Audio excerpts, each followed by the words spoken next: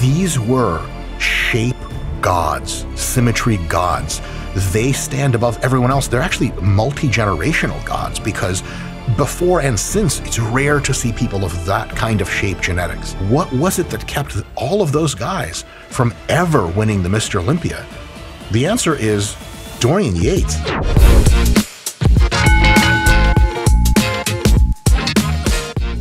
Hey folks, Dr. Mike here for RP Strength. I've been a longtime professor of exercise and sports science. I'm a competitive bodybuilder and Brazilian Jiu-Jitsu grappler, and I'm also balding. Oh, we're on TV still.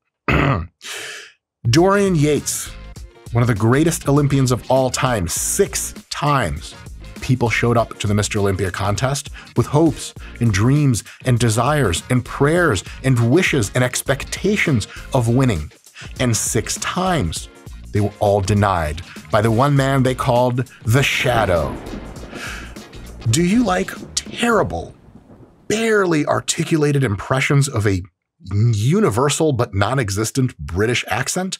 Well, you're going to get a lot of them from me today because we're reviewing Mr. Dorian Yates' Olympian training routines. We're going to try to be critical in a respectful way because when you win 6 Olympias, kind of earned infinite respect in a sense. We're going to have some jokes, all for the lols, folks, all for the laughs, all in good fun. Let's take a look at what Dorian Yates trains like. 3, 2, 1. Let's go. In professional bodybuilding circles, when I was competing, I was known as the game changer. I thought it was the Shadow. Fuck, what a terrible start. That was because I brought a new level of muscularity, size and condition to professional bodybuilding. This is actually a really interesting point on sort of bodybuilding history. And in bodybuilding history, I know very little. If you want to learn a lot, Dr. Eric Helms and I believe Omar Isuf run a YouTube channel and podcast together where it's called Iron Culture, and they talk about bodybuilding history a ton. Eric Helms might know more about bodybuilding history than definitely anyone else, and maybe than is reasonable or necessary, but goddamn does he know his shit. So he could tell you a lot about eras and transitions and changes and emphases, but one thing I do know is that Dorian Yates changed the game in a big way for sure. He brought a next level of size, something that at the time, well later a little bit, was called 90s size. He just didn't see people that big in the 80s on average on stage. Lee Haney, who was the best of a generation and tied for the best of all time with 8 Mr. Olympias, dominated the 80s in bodybuilding. And from what I understand, he was on stage roughly 245 pounds or so. And Dorian Yates brought a 265 to the stage, and I think was a smidge shorter than Lee. And that's a big deal. But there's another deal. Dorian brought at that size a level of conditioning that you would see every blue moon from a bodybuilder that weighed 190 or 210 pounds. Dorian brought that, and he brought something a little bit more special. Photos and videos don't quite do it justice from what I understand, because I've communicated with a few folks who saw it in real life back in the day. And even in photos, there was almost a new term invented for Dorian's appearance, his level of conditioning, which in bodybuilding circles just means how lean you are. It doesn't have anything to do with how many push-ups you can do and run the mile. His level of conditioning was termed grainy. It looked like he had sandpaper under his skin, and it also looked like he didn't have skin. It was just sandpaper. Wild. It was wild stuff. It was described by people who saw it in real life to be like, I don't even know what that is. How did that happen? Now, that combination of size and conditioning, size and leanness, brought Dorian home 6 Sandow trophies, 6 Mr. Olympia titles. But let's be completely frank here.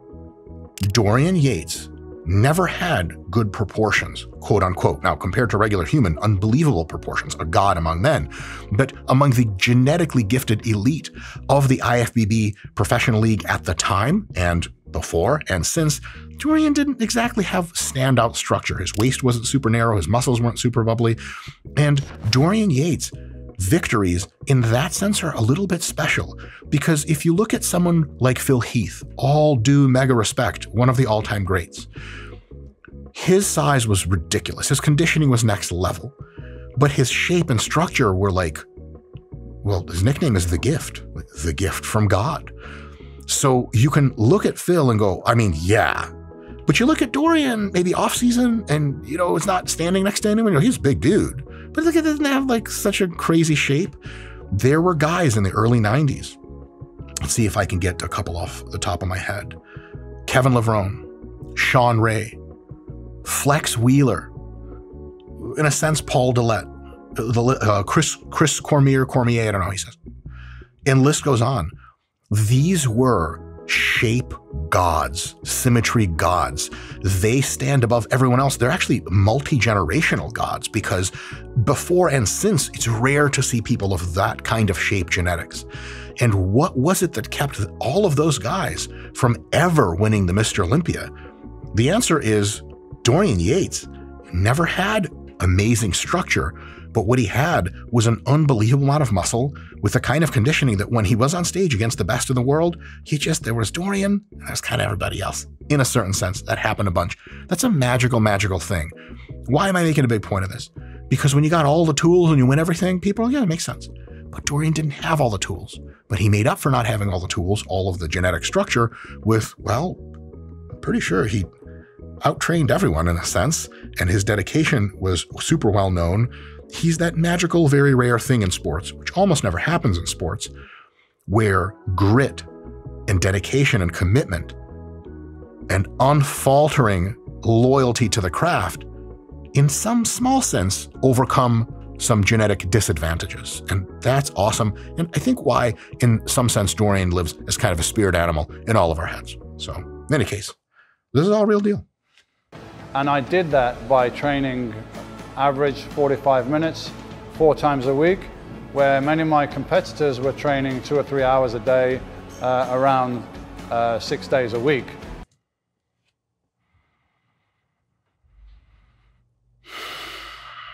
"45 minutes, 4 times a week. I wonder if that includes warm-ups. I think Dorian emphasized recovery a lot, which is really good. I think that if he would have trained maybe a little bit more, maybe 5 days a week, maybe he could have been even better. And I know it's a little rude, which I understand. And it's a little confusing when some worthless nobody like me says somebody else 10 times better than me at the very thing that I want to be good at could have done it better. It's weird. It's a weird vibe, but it's also true. No one winner, no one champion, no one best of the thing at everything has all the answers. And we can all be wrong on stuff. There are many scientific things that I say that I went to school a long time for, which I think Dorian could probably correct me on. And I think that training 4 days a week is swell, but for muscles that recover much quicker, shoulders, biceps, forearms, sometimes calves, sometimes triceps, depending on how you train them, training more frequently might actually be a better idea. And all the muscles I just listed, specifically biceps and shoulders, were never really Dorian's strong suit compared to his competition. And maybe he could have benefited from training those a little bit more frequently. Muscles like the chest, back, legs, you smash them once a week like psychotically hard. It just takes that long for them to recover, where once a week training frequency works really well for them, especially when you're Dorian sized. You just need that recovery time. Can you intelligently train twice a week each muscle when you're Dorian sized? Yes, absolutely. But once a week also works super, super well. For smaller muscles that recover faster, maybe a bit more frequency would have been slightly more ideal. But you got to take that with the biggest grain of salt ever, because who the fuck am I? All right, blood and guts time. In 13 years of bodybuilding, Dorian Yates has gained 70 pounds of muscle and made the journey from the back streets of Birmingham, England. Oi, f***ing Birmingham, innit? Back f***ing streets, ain't they? I love the British criminal underworld references. I can't get enough. Scott, don't you feel like you're in like a, what's that shit you watch on TV? Peaky Blinders. All the way down. I know the shit's set in the 1920s or some shit, but to me, never changed. I love it. I can't get enough of this shit. Each body part is trained every 6 days, using a 4-day split. He trains 2 days on, 1 day off, 2 days on, 1 day off, and then repeats this cycle. That is a very interesting way of training, and I would say really smart. So it's an asynchronous split, which means your workouts don't line up to the week. Sometimes Sunday is off, sometimes Sunday is legs. But 2 on, 1 off is really awesome because you can go hard and get in that groove of training for 2 days, and then you get a rest day every other day. or every 2 days, and it really heals you up in a huge way physiologically and psychologically. And so this is really, really awesome. And I guess if we're to believe that he did 2 on, 1 off, 2 on, 1 off, to me, that's actually a little bit more than 4 days a week of training. That seems to be more like 4 to 5 days a week of training. So a little bit higher of a frequency than mentioned elsewhere. But this sounds like a really smart split. I'm currently doing 3 on, 1 to 2 days off, depending on how recovery is going, and then 3 on, 1 to 2 days off using the RP Hypertrophy app. What do you get when PhD sports scientists collaborate with pro bodybuilders? The most effective muscle growth training app ever made. Get yours now. It works super, super well for me because I get to auto-regulate my recovery. Sometimes I'll train 3 days and I feel fucking amazing. I'll just train another 3 days. Sometimes I'll train 3 days and I feel, I need a day off. I'll take a day off. Sometimes I'll train 3 days and I'm like, dude, bro, what the hell? I'll take a day off and my body's still like, this ain't it. I need another day off. I'll take 2 days off. I'm really, really recovered, and then I go into it again. It works well. Give the asynchronous split some thought. Scott's Video Guide, we do have videos about the asynchronous split, don't we? Yep. Google that shit. You'll see Dorian's form is textbook perfect. He controls the weight on the way down, then pushes it back in a precise, non-explosive style. The narration is everything. It's like a Discovery Channel documentary. The female hyena pounces on her prey. Generally, I agree. This is really good stuff. Full range of motion, good control on the eccentric. Anything I say here would be super nitpicky, so this is great. He uses a full range of motion on all exercises. His aim is to promote the greatest amount of stress on the muscle, not to exercise his ego by using immense poundages in sloppy form. Smart. Real smart. Well, you know, it's funny when you get strong enough that 4 plates on the incline is considered not immense poundages. Wonderful.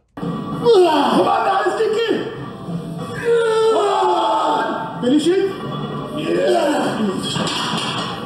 You guys notice, as the set progresses, the only change is the reps get a little slower.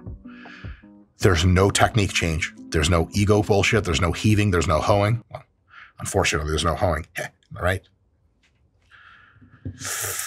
This is good stuff. This is proper training. All right. I'm going to go look at that again. I'm going to make an analysis. Drive it up! Let's go! Let's keep! Drive! Again! Come on now, let's kick it! Come on! Finish it? Yeah, because the spotter's hands are on the bar, it's tough to tell how close to failure that really is. But I think the spotter's really helping a little bit on that last rep, which means it's actually beyond failure, which is really dope. I will say, I have to make this joke. Dorian kind of like reinvented and perfected training to failure and beyond. And I guarantee you, if you post this video today, some motherfuckers in the comments would be like, yeah, man, he had at least 2 reps left in the tank. Like, yes, of course you would say that. Click on profile, no picture, 0 posts, follows 800, has 1 follower. Thank you. You're not a human being. Folks, there is still more video to come. Don't click away. But if you want the extended edition of this video, raw, uncensored, uncut, full of, well, things I can't say right now because it's full of them. You see, our members area is the place to go. So give that a look. Oh, yeah, squeeze it in. Good. Solid. Yes, come on, strong finish. Come on, Dorian, you f***ing wank. No offense, Dorian, if you ever see this. Squeeze it. Come on, let's go. If I had to be real persnickety, emphasizing the squeeze probably doesn't do a whole lot for muscle growth. It's an interesting variation you can try every now and again, but he's already hit incline, upper part of the pecs. He's hit a flat press, which is dope, whole pec.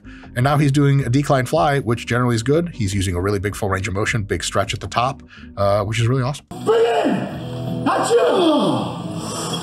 Bring in. Let's do one more. One more. Come on, squeeze it on. Yeah. I love it. Nice. Scott can't get enough. It's so good. I can't. It's so good. It's so good. You need an English man yelling at you in the gym, or you're just not growing as much as you could. So you guys saw Dorian had help from his training partner to do that full range of motion every single time. What we're learning recently in science, in the science of lifting and getting jacked, is maybe if Dorian wanted to go beyond failure, another interesting thing for him to try in a time machine, I'll take that back, for you guys to try in the gym, is instead of having someone help you lock that full shit out, when you can no longer lock it out, go as much as you can. And when you can barely move at all, then the set is over. Super failure integrated with lengthened partials. Partials at the lengthened muscle position, at the stretch muscle position, those seem to be superior for hypertrophy. They're going to be really fatiguing, but they might be worth it in your case, especially if you're small, you have trouble really training super hard and feeling the muscle. You got to go to town on this kind of shit. It's fucking big. Any? Ooh, incline curls. Yes! Yes, not ideal. You can see he's hipping into it. I'm not mad at it, but less hipping into it would be good. This is a great movement. My recommendation for you guys at home is to take the incline bench and turn it literally down into a flat bench, lay down on the flat bench and do the curls till the dumbbells touch the ground and come back up. You get even more tension applied at the stretch, which will grow your biceps maybe even a little bit better than the incline curl. The incline curl is a great exercise. I use it all the time. They can't all be the best exercise, but lying dumbbell curls is some shit you guys should give a shot to. It might be worth it. Business as usual, man. Come on. Get in. Let's do it. Let's go again. I gotta say, yelling at Dorian is hard work. Somebody's got to do it. Ooh, interesting. So we went to failure on the 2-arm version, and we know that there is a situation in human physiology in which doing one arm or one leg at a time can push you a little bit beyond what you would be maxed out with both. So now he's doing one arm at a time, which is really curious. I've never seen this before. And also notice that his breast is entirely out of his tank top. My God, somebody censor this video. All right, folks, let's do some take-home points. Because unlike most of our Hollywood training, which has no take-home points other than go home and shoot yourself in the dick, this has some interesting lessons in it. On the critical side, you might need more sets to failure or close than Dorian did, because once he got really, really big and strong, each set was so stimulative, he didn't need that many of them, nor could he recover from that many. You probably need more sets. That's the criticism. The things to take away that are really insightful here, there are a couple of them. One, Dorian did really good technique. Unless you think you got some kind of fucking ace of spades out on him, do good technique too, motherfucker. Because a lot of the people that treat Dorian as a spirit animal, rightfully so, for hard training, also suck dick at technique, and they're terrible. And it's like, but Dorian used good technique. Well, you don't think you agree with that part, but you agree with the fucking screaming? Get out of my face. Everyone needs to be doing good technique. It's more effective and it's safer. I don't know what the argument is against that. I don't like to do it. Slow clap. Who gives a shit? You're after massive muscle gains. You're going to do what it takes, not what you like. Facts. As a matter of fact, from what I remember, there was a training style popular for a short time in the muscle magazines and among some pros in the 90s called instinctive training. They didn't really plan their training out, didn't logbook anything. Dorian logbooked his whole career from what I understand. And they would just kind of go in, and whatever muscle they felt like training, they would train it. And whatever exercises and loads they felt like using, they would use, which is unfortunately how a lot of bodybuilders train now. They could benefit from learning from Dorian. And they asked Dorian, what do you think about instinctive training? And he said something to the effect of, if I did instinctive training, I would be on my couch right now having a beer, because that's what I feel like doing. You got to do the shit that you need to do, not necessarily the shit that you want to do. Now, if what you need to do has some options, definitely choose the ones that are preferable to you. If you can either hack squat or leg press, yeah, you don't like leg presses currently, but you love hack squats, hack squat away to your heart's content. But you got to go hard. And if you don't feel like going hard, either take a deload or shut the fuck up about it. And that's really one of the main points of this whole video analysis. Dorian's trying. And then on top of that, he tries some more. And on top of that, when you think he's done, he's still trying. And then it's 4 steps and he's still trying. If relative effort, the ability to push yourself to your limits is a problem for you, I only have one solution. You go on YouTube and you watch the Blood and Guts Dorian Yates training DVD from start to finish. And if that doesn't help you train harder, you're hopeless. Just pick up tennis or another hobby in which you don't have to go to failure. Anyway, I give Dorian Yates a legend out of 10 as my rating. And big ups, isn't that what they say? If you know it, kingdom. Folks, if I'm ever in the UK again, please don't stab me. I know you guys are into that sort of thing. See you guys next time. All right, that was fun. Right over here, you're gonna wanna click on that video. Why? Because it makes you watch more of our channel and you see that increases our algorithm and then more people are brought in and somehow that makes us money. I have no idea how. See you guys next time.